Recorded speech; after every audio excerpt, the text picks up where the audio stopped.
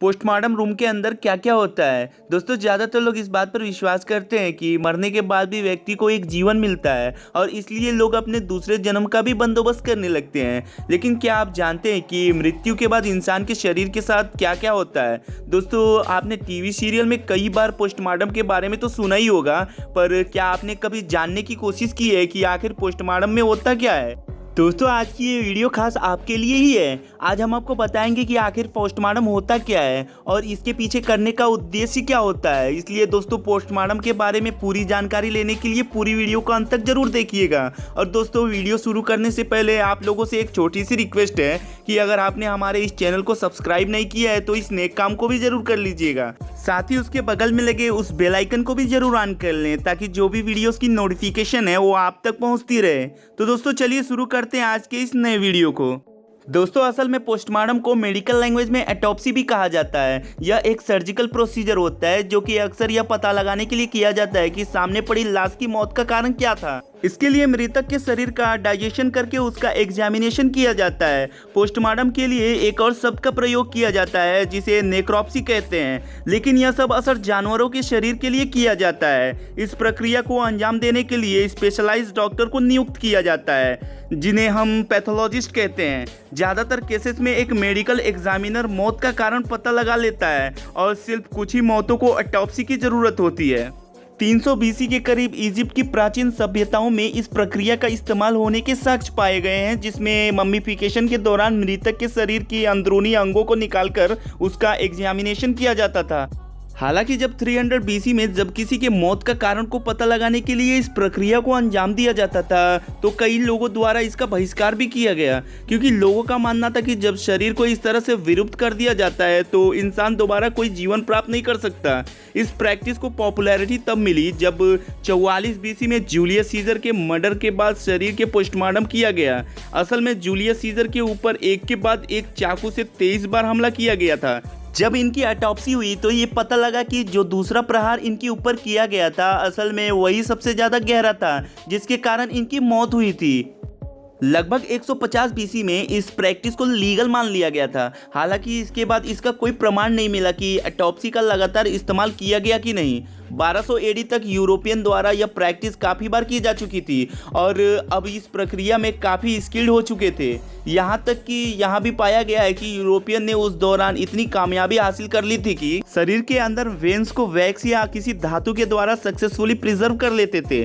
20वीं सदी तक यह माना जाता था कि ऑटोप्सी के आधुनिक प्रक्रिया रेनेसांस के दौर की एटोनॉमस की देन है। जियोवानी बातिस्ता मॉर्गेंगनी, जिन्हें एटोनॉमिकल पैथोलॉजी के जनक के रूप में जाना जाता है, उन्होंने पैथोलॉजी पर अपना पहला काम 1769 में प्रस्तुत किया था। 19वीं सदी में एक मेडिकल रिसर्च रुडोल्फ वेर्चू द्वारा ऑटोप्सी प्रोसीजर को सैनिटाइजेशन कमी को देखते हुए इसी प्रोटोकॉल को पब्लिश किया गया था। इन्होंने पैथोलॉजिकल प्रोसेस के कॉन्सेप्ट को भी बहुत हद तक विकसित कर दिया था। दोस्तों यह तो हम सब जानते ही हैं कि जब भी कोई लाश पोस्टमार्टम के लिए जाती है तो जरूर वह किसी न किसी घटना का शिकार हुई होती है। ऐसे स्थिति में साधारण सी बात है कि वह शरीर हमें असल रूप में ना मिलकर अक्सर किसी न किसी विकृति का शिकार होकर मिलता है। ऐसे में मेडिकल एक्सपर्ट का यह काम होता है कि यह पता लगाए कि मौत का असल कारण क्या है। फिर पोस्टमार्टम से इस बात का पता चलता है कि शरीर का कौन सा अंग ज़्यादातर प्रभावित हुआ है और यही से इस बात का साक्ष्य मिलता है कि मौत का कारण क्या है। कई बार यह जब पता नहीं चलता है कि मौत एक्सीडेंट की वजह से हुई है या किसी अटैक से हुई मर्डर है या सुसाइड है या कोई अन्य मेडिकल रीज़न है। अक्सर इन डेथ के कारण को अनडिटरमाइंड घोषित कर दिया जाता है। आइए जानते हैं कि पोस्टमार्टम की असल प्रक्रिया क्या होती है। सबसे पहले यह बॉडी किसी हॉस्पिटल या मेडिकल एग्जामिनर के ऑफिस में एक बॉडी बैग के अंदर रखकर या एविडेंस शीट के ऊपर रखकर लाई जाती है। हर एक मृत शरीर के लिए एक नया बॉडी बैग का इस्तेमाल किया जाता है। जैसे कि किसी और शरीर से प्राप्त सबूत किसी और शरीर के संपर्क में ना आए। एविडेंस शीट को ट्रांसपोर्ट करने के लिए एक दूसरा विकल्प ये माना जाता है कि शरीर के कुछ भागों पर जैसे हाथ, नाखून और त्वचा पर जरूरी सबूत मौजूद हो सकते हैं। इसलिए उन पर एक पेपर की कवरिंग चढ़ाकर उसे टेप कर दिया जाता है। अब आती है असल एग्जामिनेशन की बारी। बॉडी के एग्जामिनेशन को 2 हिस्सों में अंजाम दिया जाता है। सबसे पहले तो मृतक के शरीर के ऊपर से अच्छे से ऑब्जर्व किया जाता है। एक्सटर्नल एग्जामिनेशन के दौरान जो आदमी हैंडलिंग और बॉडी को मूव करने के लिए जिम्मेदार होता है उसे डीएनआर कहते हैं। यह एक जर्मन शब्द है, इसका मतलब होता है सर्वेंट। जब यह बॉडी रिसीव की जाती है तो सबसे पहले इसकी एक फोटोग्राफी खींची जाती है। इसके बाद एग्जामिनर यह देखता है कि मृतक के शरीर पर किस तरह के कपड़े हैं और उसका शरीर किस पोजीशन में है। इसके बाद शरीर पर मौजूदा किसी भी तरह के एविडेंस को अच्छे से नोटिस किया जाता है। कई बार कुछ एविडेंस आंखों से नहीं दिख पाती, इनको रोशनी में लाने के लिए अल्ट्रावायलेट लाइट का इस्तेमाल करना पड़ता है।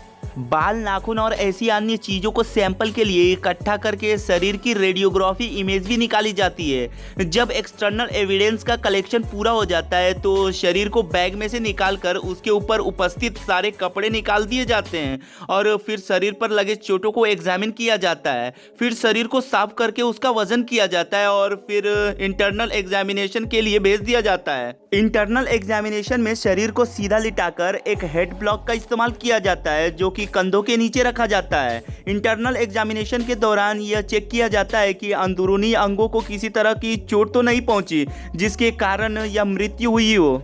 इंटरनल एग्जामिनेशन के बाद सबसे जरूरी प्रक्रिया जो होती है वो शरीर को पुनर्गठित करने की होती है। जांच के बाद शरीर पूरी तरीके से खुल चुका होता है और खोपड़ी का ऊपरी हिस्सा भी गायब होता है। यूके के ह्यूमन टिश्यू एक्ट 2004 द्वारा यह प्रावधान बनाया गया है कि शरीर के हर एक अंग को वापस शरीर में प्लेस करके ही शरीर को लौटाया जाए जब तक मृतक के परिवार या किसी सदस्य के द्वारा यह रिक्वेस्ट ना की गई हो कि किसी अंग को निकालकर किसी जांच के लिए रखा जाए। आपको शायद ये बात पता ना हो, लेकिन शरीर के अंदर कॉटन या ऊन भर के शरीर के अंगों को एक प्लास्टिक के बैग में पैक करके वापस शरीर में उनकी जगह पर रखा जाता है और अंत में सारी इंस्ट्रक्शन को सिलकर स्कल कैप को वापस लगाकर सिल दिया जाता है। उसके बाद शरीर को रैप कर मृतक के परिवार के सदस्यों को लौटा दिया जाता है और देखने से परिवार के सदस्यों को यह नहीं पता चलता है कि इस प्रक्रिया के दौरान मृतक के शरीर के साथ क्या हुआ। तो दोस्तों, कुछ इस तरह के पोस्टमार्टम की प्रक्रिया को अंजाम दिया जाता है और फिर इसके रिजल्ट मृतक के परिवार को सौंप दिए जाते हैं। दोस्तों, उम्मीद है आपको ये वीडियो देखने के बाद पता चल गया होगा कि आखिर पोस्टमार्टम कैसे होता है। दोस्तों, अगर आपको वीडियो पसंद आई हो तो इसे लाइक और इस इंफॉर्मेटिव वीडियो को शेयर जरूर करें। साथ ही आपको इस तरह की वीडियो देखना पसंद हो तो आप हमारे चैनल को सब्सक्राइब भी कर सकते हैं। धन्यवाद।